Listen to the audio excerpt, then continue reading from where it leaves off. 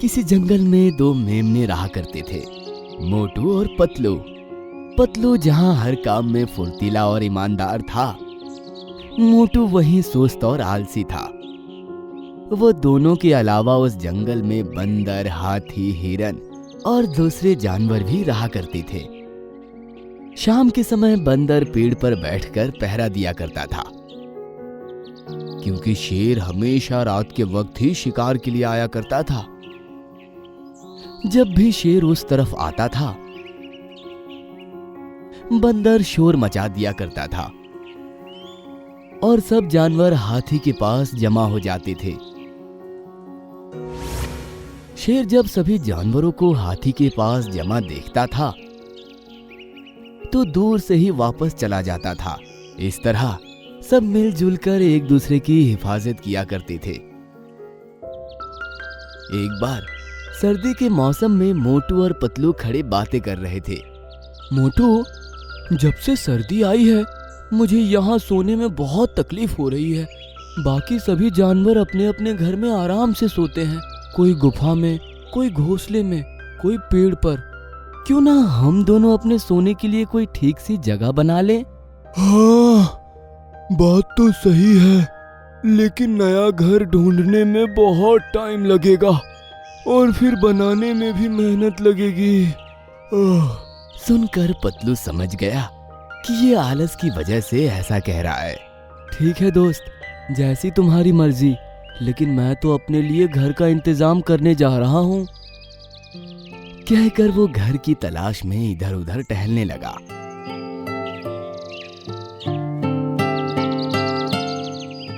आखिरकार उसकी नजर एक बड़े से बरगद के पेड़ पर पड़ी, जिसके तने में एक बड़ा सा छेद था।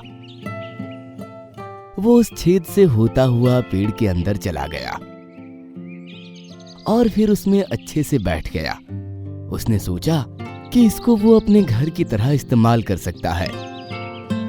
वो खुश होकर मोटू को बुलाकर लाया और उसको अपना घर दिखाया। पतलू दोस्त, तुमको तो बहुत अच्छा घर मिल गया, लेकिन इसमें सिर्फ एक ही मेमना रह सकता है। अब मेरा क्या होगा? अरे तुम फिक्र मत करो मोटू, हम दोनों मिलकर तुम्हारे लिए भी एक ऐसा ही घर ढूंढ लेंगे। मोटू को अब भी अपने लिए घर खोजने में आलस आ रहा था, इसलिए उसने एक तरकीब सोच ली। अगले दिन मोटू ने दिन में ही शोर मचा दिया कि शेर उनके इलाके में घूम रहा है और एक जानवर को शिकार बना चुका है। उसका ये शोर सुनकर हाथी, पतलू, हिरन और बाकी जानवर उसके पास पहुंचे। अरे ऐसा कैसे हो सकता है? शेर तो शाम के वक्त ही शिकार करने आता है। तुमने कहीं किसी और जानवर को शेर तो नहीं समझ लिया? नहीं, मैं सच कह रहा हूँ, वो शेर ही था। अगर बंदर मौजूद होता तो हम अभी उससे ठीक से दिखवाते कि सच में कोई शेर आया है या सिर्फ ये तुम्हारा वहम है। ये सुनकर मोटू बहाना बनाते हुए बोला, अरे यही तो अफसोस की बात है कि शेर ने जिस जानवर को अपने मुंह में दबाए घूम रहा है, वो हमारा प्यारा दोस्त बंदर ही है। अब वो कभी वापस नहीं आएगा। ये सुनकर सभी जानवर चौंक पड़े।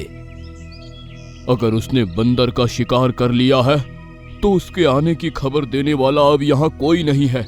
अब हमारे लिए यहाँ रुकना खतरे से खाली नहीं है। हाथी की बात सुनकर सभी जानवरों ने वहां से जाने का फैसला किया और मोटू, पतलू भी उनके साथ वहां से निकल गए। शाम हुई तो सब अपने हिसाब से सही जगह देखकर ठहर गए और पतलू भी एक पेड़ के नीचे घासों में बैठ गया। सुनो पतलू, तुमको तो यहाँ आराम से नींद आ जाएगी। अब मैं भी कहीं जगह देखकर सोने जा रहा हूँ। कल सुबह तुम कहीं जाना नहीं, मैं यहीं आकर तुमसे मिलूंगा। ठीक है मोटू। सुनकर मोटू वहां से चल दिया।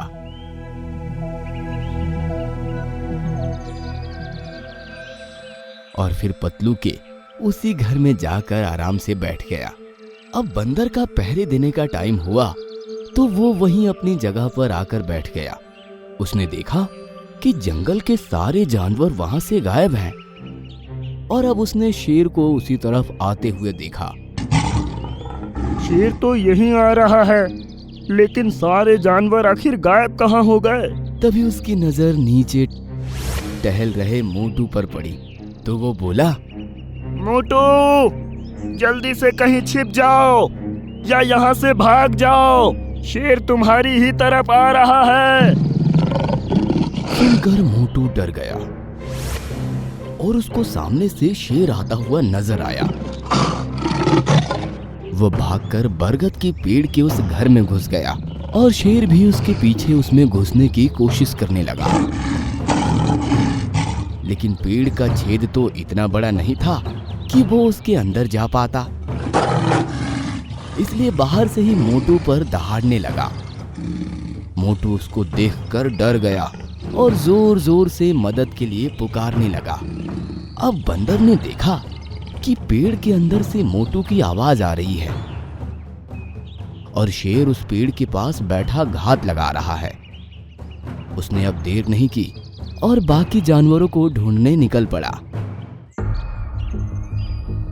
काफी देर बाद उसको पतलू नजर आया और फिर पतलू उसको बाकी जानवरों के पास ले गया। उसको जिंदा देखकर सभी खुश भी हुए और हैरान भी।